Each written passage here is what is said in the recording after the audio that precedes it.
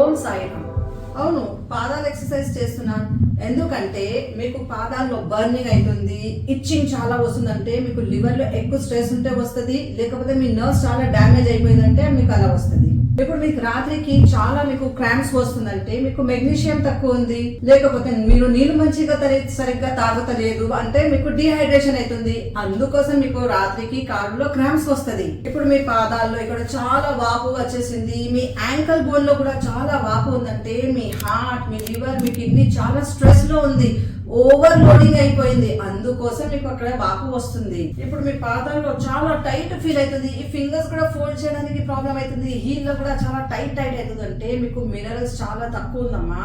మీ పాదాలకి చూడండి, green colour లో అయిపోయిందా, లేకపోతే ఇక్కడ బ్లూ అయిపోతుందా, లేకపోతే బ్లాక్ అయిపోతుందంటే మీ హార్ట్ తో సర్క్యులేషన్ అయితే లేదు, అక్కడ సర్క్యులేషన్ అవ్వాలి కదా, అదే అయితే లేదంటే మీ పాదాలు చాలా బ్లాక్ కలర్ అయిపోతుంది. మీకు డయాబెటీస్ ఉంటే కూడా మీ పాదాల్లో కలర్ చేంజ్ అవుతుంది.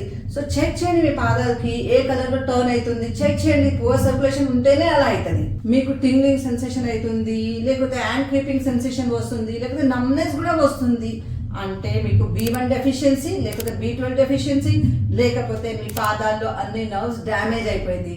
ఇది ఎంత అయిపోయింది కదా, టెన్షన్ తీసుకోకండి.